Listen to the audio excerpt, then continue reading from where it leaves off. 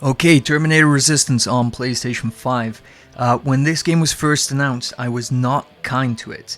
I eventually picked it up and it was really good, and it went on to be one of my favorites of that year. So I've picked up the Collector's Edition for PlayStation 5, and I just want to show you some of the stuff that you get, kind of take you through the package and see what we have.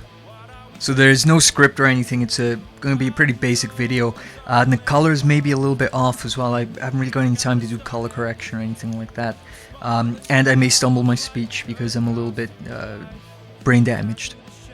So anyway, in the video I've just been showing the comparison between the PS5 and PS4 box art.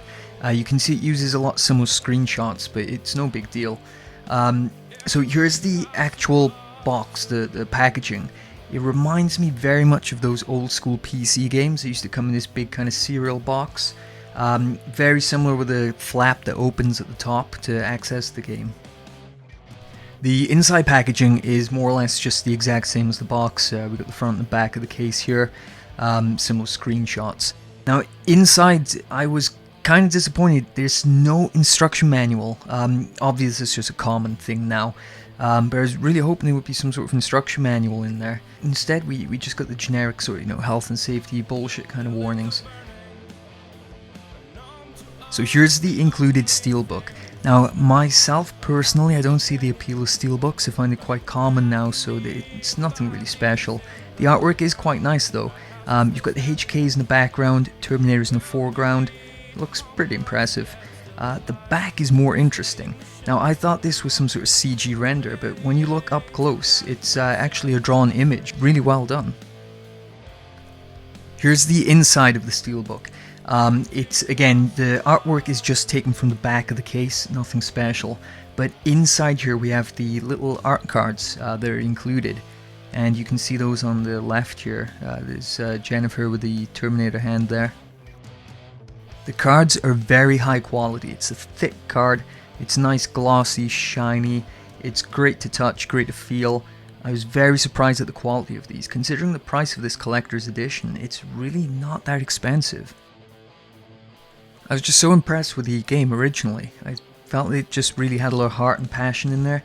I think it was definitely a labor of love, passion project for the developers. So I figured, what the heck, just go out and get the collector's edition and support them. I will say that there is of course no CD soundtrack included. I really would have liked to have a CD soundtrack. The music in the game is fantastic. Anyway, here's the included comic book.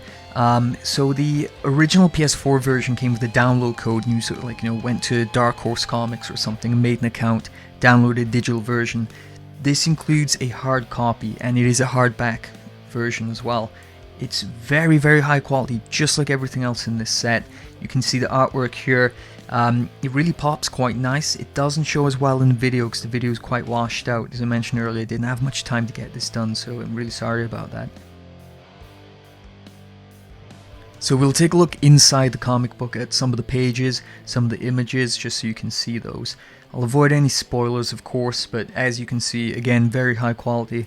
I was quite surprised because the comic is something I had no interest in, but just on the presentation alone of this, I probably will give it a read, and I'm not into comics anymore. I haven't been for many, many years.